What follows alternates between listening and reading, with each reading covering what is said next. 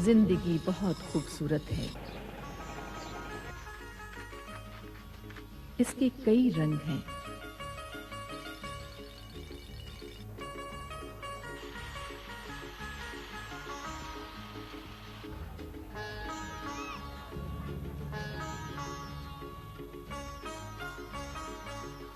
زندگی کے یہی روپ نہیں، ایک دنیا اور بھی ہے.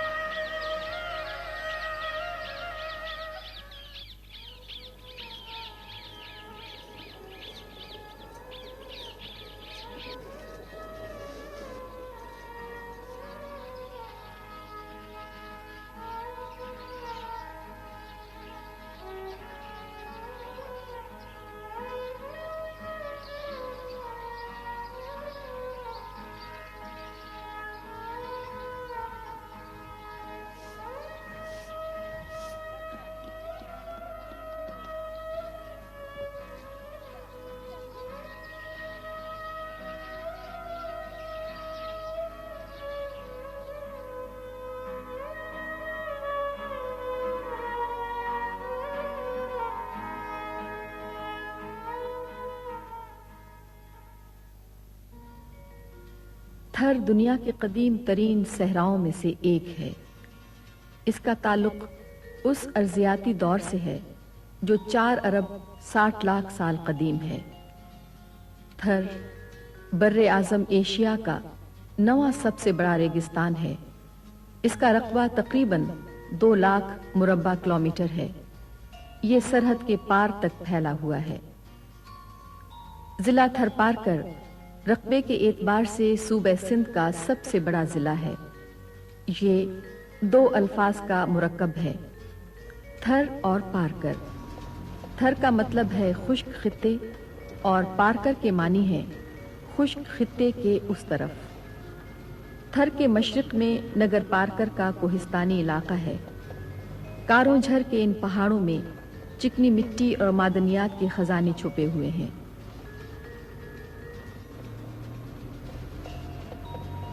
اس کے دامن میں نگر پارکر کا چھوٹا سا قصبہ آباد ہے.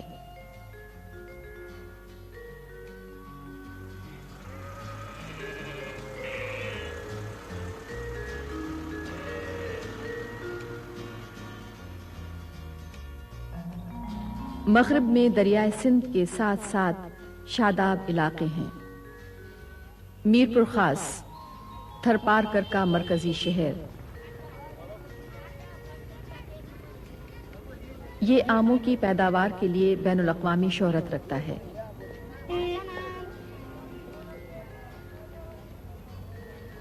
کنری اور اس کے قرب و جوار کا علاقہ دنیا میں مرچوں کی تجارت کے بڑے مراکز میں سے ایک ہے.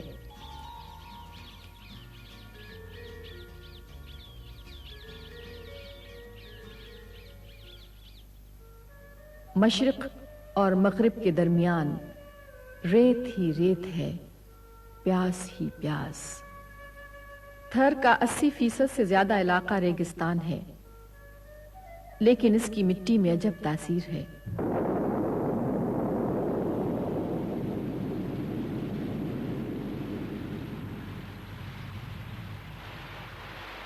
بارش کا ایک چھینٹا پڑتے ہی یہ زمین مسکرانے لگتی ہے، صحرا لہلہا اٹھتا ہے.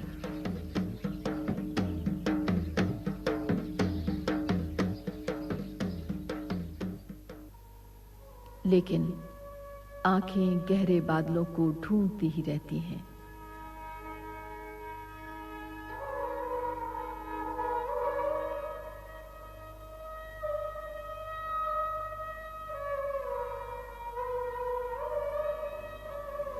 جہاں تک سڑکیں آتی ہیں وہاں بآسانی پہنچا جا سکتا ہے، لیکن صحرا کا سفر مضبوط گاڑیوں کے بغیر ممکن نہیں.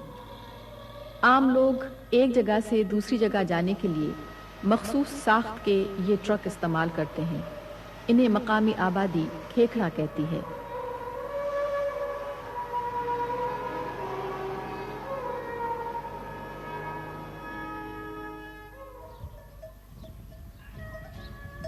تھر کے باشندوں کا سب سے بڑا رفیق اونٹ ہے۔ جہاں کچھ بھی نہیں وہاں یہی سب کچھ ہے۔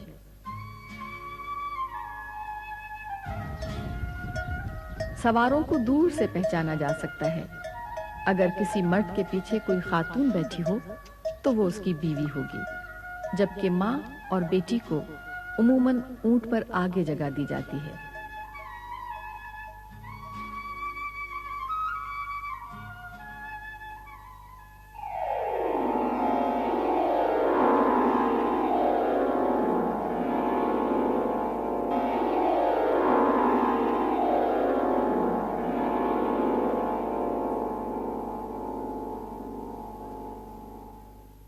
تھر کی تاریخ خود تھر کی طرح بکھری اور پھیلی ہوئی ہے۔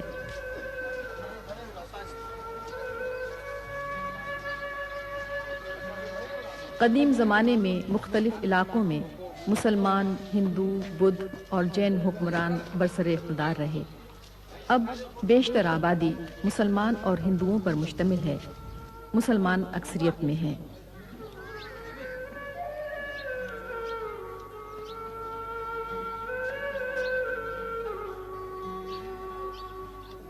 تھر کے باشندوں کو تھری کہا جاتا ہے۔ یہ کئی قبیلوں میں بٹے ہوئے ہیں۔ بہت سے قبیلے صرف اپنے ہنر سے پہچانے جاتے ہیں اور صدیوں سے اپنی جدی پشتی پیشے کو اپنائے ہوئے ہیں۔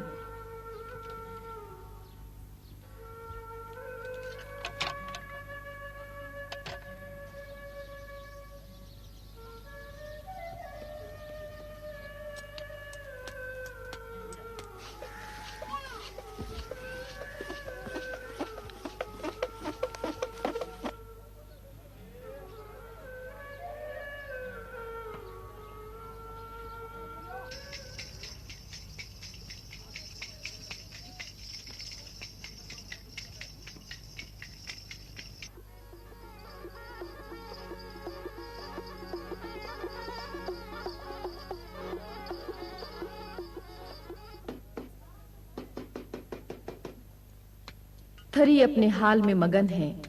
جو مل گیا کھا لیا، جو دستیاب ہوا پہن لیا۔ بعض اوقات تو ایک لباس جسم سے پھٹ کر ہی اترتا ہے۔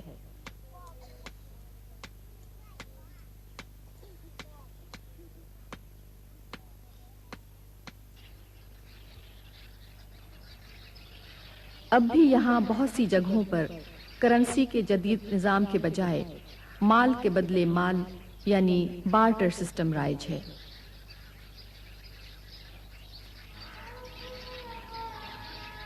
تھری خواتین اپنے مخصوص کڑوں سے پہچانی جاتی ہیں۔ انہیں باہیوں کہتے ہیں۔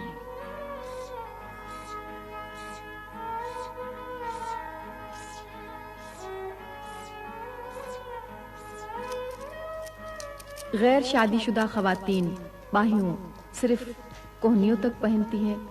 اگر کسی خاتون کی کوہنیوں کے ساتھ ساتھ یہ کڑے بازوؤں میں بھی نظر آئیں تو یہ اس کے سہاگ کی علامت سمجھے جاتے ہیں۔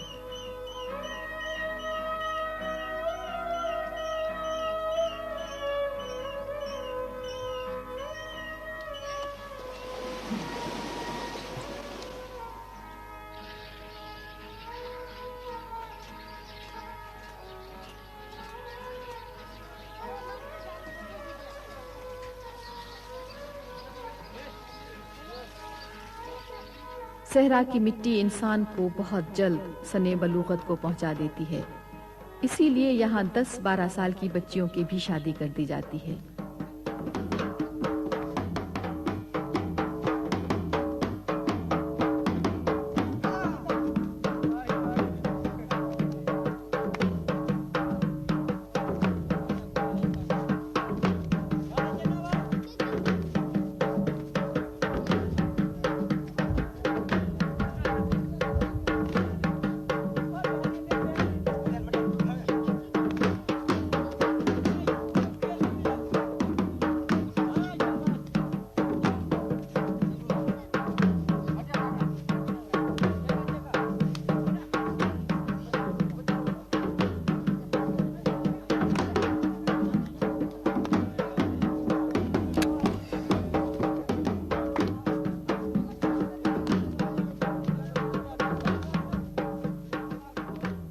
फिर घर का तस्वुर जागता है।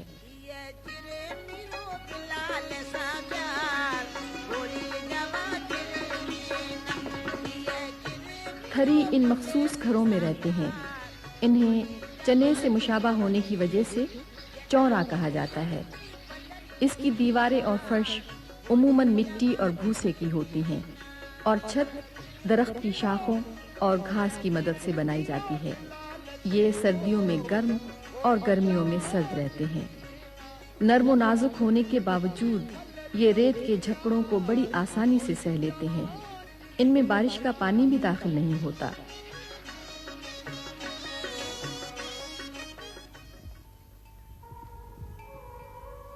मवेशी थरियों की कुल कायनात हैं। यही इनकी आमदनी का जरिया भी है।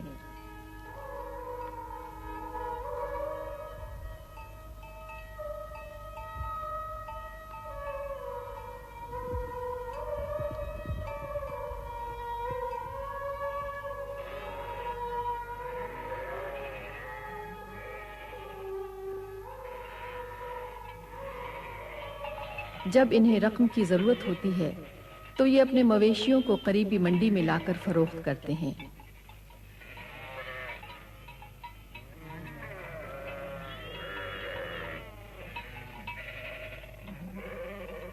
मवेशियों से हासिल होने वाले बाल और ऊन थर में कायम घरेलू सनत के लिए खाम माल की हैसियत रखती है।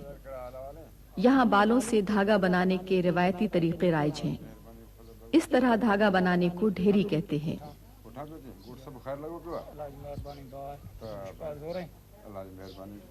इन्हीं बालों से बनाई जाने वाली ये दरी खड़ कहलाती है।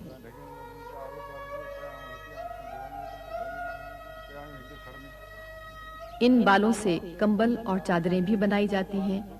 उन्हें खत्तो कहते हैं।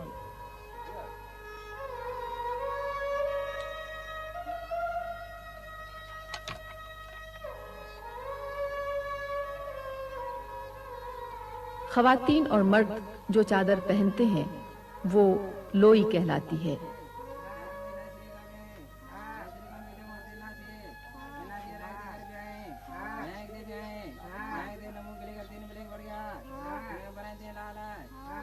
यहाँ के कालीन बेनजीर हैं।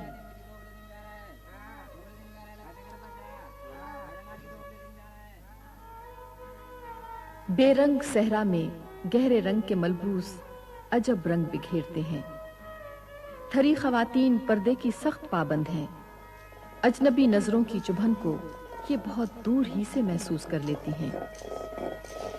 यहाँ की औरतें पाकिस्तान की अक्सर ख़वातीन की तरह मर्दों के मुकाबले में ज्यादा काम करती हैं।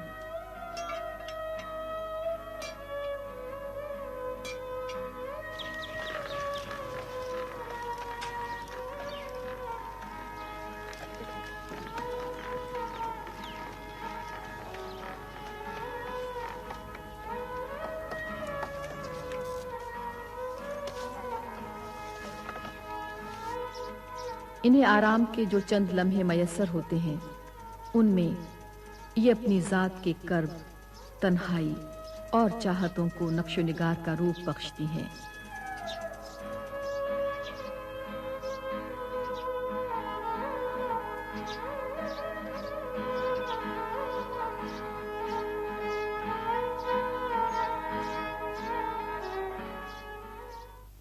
थर शराब नहीं हकीकत है। इसकी रेत पर से नामवर हुक्मरान और मुजाहिदीन के काफिले गुजरे। उनके कदमों की चाप अब भी सुनाई दे रही है। महमूद गजनवी, नसीरुद्दीन मोहम्मद हुमायूं, नादिर शाह अफशार, सैयद अहमद शहीद। थर में माक़बल तारीख के आसार भी मिलते हैं। कदीम ज़माने में यह हाकड़ो तहजीब का एक मरकज था। यहाँ दरावड़ी दौर के नुकूश भी माजी से झांकते नजर आते हैं। कुनरी के करीब नोहटो नामी मकाम से मुअनजोदड़ो के अहद की एक मोहर भी मिली है। मीरपुर खास के नजदीक इंतहाई कदीम तहजीब के आसार मौजूद हैं। इन्हें काहुजोदड़ो कहा जाता है। پاری نگر تقریباً 2000 سال قبل ایک بین الاقوامی بندرگاہ تھی۔ کبھی یہاں سمندر ٹھاٹھی مارتا تھا، اب یہاں ہر طرف ریت اڑتی ہوئی دکھائی دیتی ہے۔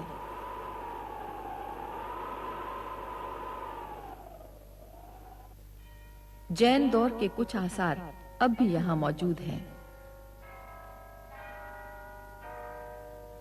ویرا واہ میں واقع یہ خوبصورت مندر بھی جین تہذیب کی یادگار ہے۔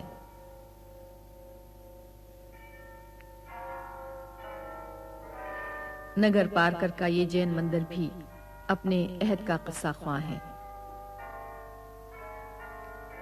ویرا واہ سے کوئی 14 میل پرے گوری کا مندر ہے۔ یہ بھی جین مت کی عبادت گاہ ہے۔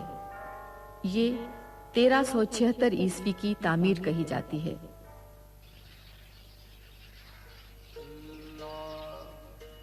نگر پارکر سے 4 میل پہلے بھوڈے سر میں ایک تاریخی مسجد واقع ہے۔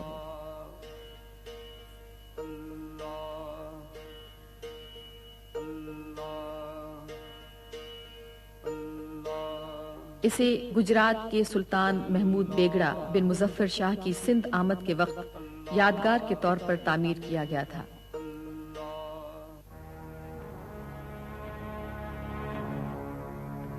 تھر میں کئی قلعے بھی تعمیر کیے گئے۔ یہ صحرا اور شاداب علاقوں کے سنگم پر واقع ہیں۔ 9 کوٹ کا قلعہ 1814 عیسوی میں ٹالپور حکمران میر مراد علی خان نے تعمیر کرایا تھا۔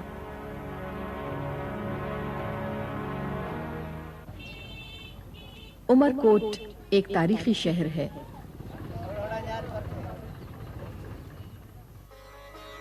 یہاں 1542 عیسوی میں مغل اعظم جلال الدین محمد اکبر نے آنکھیں کھولی۔ یہاں بھی ایک تاریخی قلعہ موجود ہے جو عمر سومرو بن دودو سے منسوب کیا جاتا ہے۔ اس قلعے نے دنیا ادب کو عمر ماروئی جیسی لوک داستان دی۔ عظیم صوفی شاعر شاہ عبداللطیف بھٹائی نے اس لوک کہانی کو سر ماروئی میں بیان کر کے امر کر دیا۔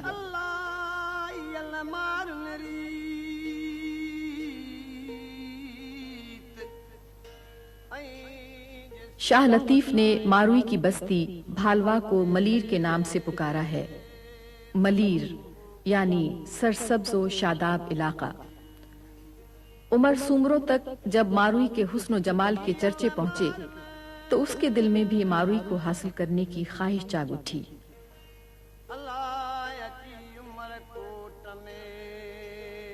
وہ ماروئی کی بستی میں آیا۔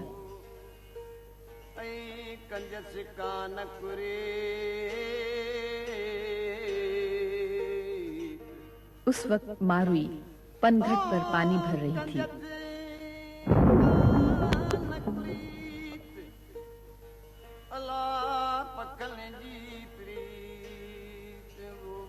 عمر سومرو اسے اٹھا کر عمر کوٹ لے آیا، جہاں اس نے ماروئی کو اس امید پر قید میں رکھا کہ شاید وہ شادی کے لیے راضی ہو جائے، لیکن ماروئی کی آنکھوں میں تو ملیر بسا ہوا تھا۔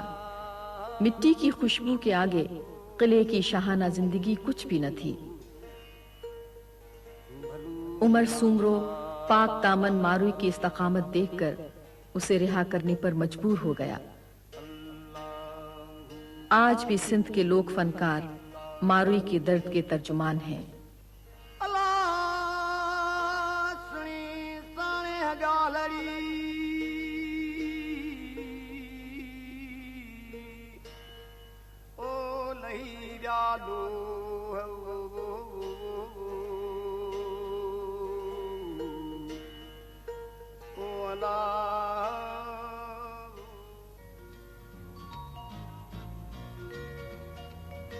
صحرا میں جاندار زندگی کی علامت ہیں۔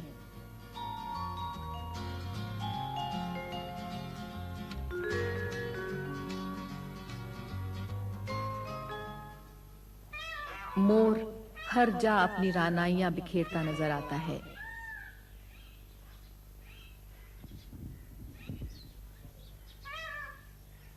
یہ سانپ کے جانی دشمن ہیں۔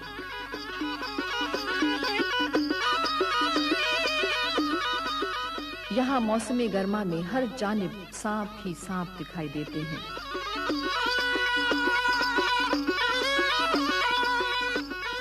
पियण एक इंतहाई खतरनाक सांप है। मकामी रवायत के मुताबिक ये सोते हुए इंसान के जिस्म में अपना जहर सांस के जरिए दाखिल करके उसे हमेशा की नींद सुला देता है। पियण से बचने के लिए सहरा के बाशिंदे रात को प्याज और लहसुन खाकर और उन्हें चारपाई से बांधकर सोते हैं, क्योंकि इनकी बदबू से ये सांप दूर भागता है।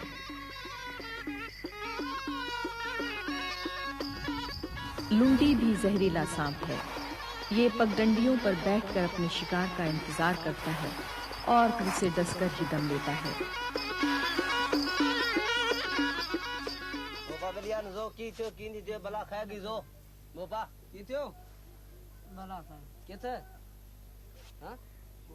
यहाँ सांप के कांटे का इलाज रिवायती तरीके से किया जाता है। मौलिच को भोपू कहते हैं। उसके साज बजाने वाले साथी को पावड़ियो कहा जाता है। भोपू जहर चूसता है और पावड़ियो मंत्र पढ़ता रहता है। ऑस्ट्रेलिया के कदीम बाशिंदों के हथियार बूमरैंग के तर्ज पर यहाँ जानवरों के शिकार के लिए कातर इस्तेमाल किया जाता है। थर की रेत चोर के पांव की बेड़ियां हैं। यहाँ माल की बाजियाबी का एक मुनफरिद निजाम राइज है। चोर के पैरों के निशानात की मदद से खोजी उन्हें जल्द ही शनाख्त कर लेते हैं। खोजियों को पैरी कहा जाता है।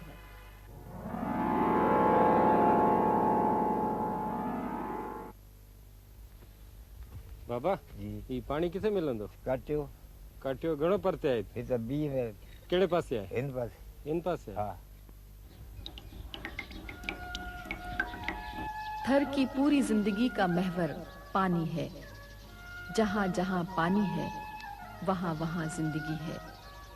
सुबह के आगाज से ही पानी की तलाश शुरू हो जाती है। लोग मीलों दूर से कुओं से पानी लेने आते हैं। यहाँ ऊंट की मदद से पानी निकालने का कदीम तरीका ही राइज है।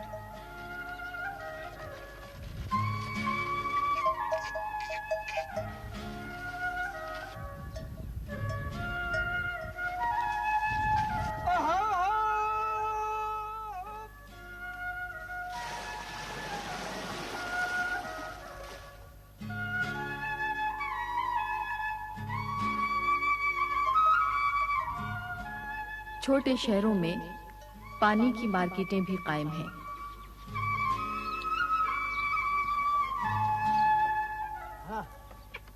बहुत से कुओं का पानी खारा और जहरीला है, लेकिन लोग उसे पीने पर मजबूर हैं।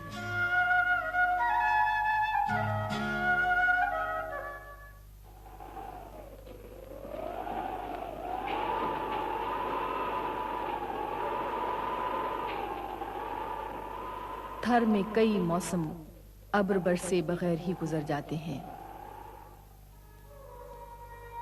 एक नस्ल बारिश देखे बगैर ही जवान होने लगती है। कुएं, तालाब और जौहर सब ही सूख जाते हैं। हर तरफ भूख के मुहीब साए फैलने लगते हैं। फिर थर के बासी नई दुनिया की तलाश में निकल जाते हैं। उन्हें जहां पानी नजर आता है वहीं बसेरा कर लेते हैं। एक काफिला जब दूसरी जगह पहुंचता है तो उसे खुशामदीद कहा जाता है।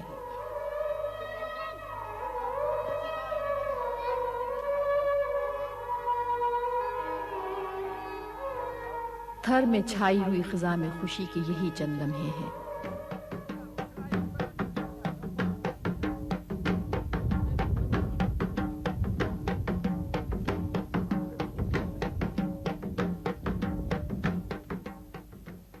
थर सहराए जिंदगी, यहाँ मसाइब बेहिसाब, लेकिन जिंदगी रवां दवां। दुनिया में देहात सिमट रहे हैं اور شہر وسیع ہوتے جا رہے ہیں۔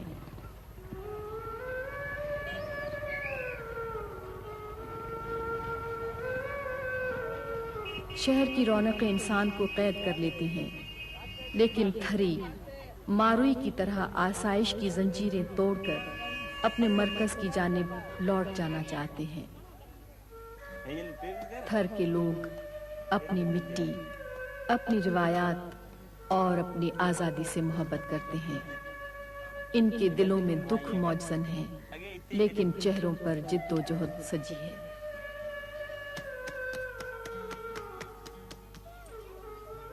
انہیں اپنی ہستی کے مٹنے کا غم نہیں، آنے والوں کی فکر ہے۔ مصائب کا یہ کڑا دن بھی گزر ہی جائے گا۔ جب ابر برسیں گے تو ایک نیا دن شروع ہوگا۔ یہ اسی دن کے انتظار میں ہے۔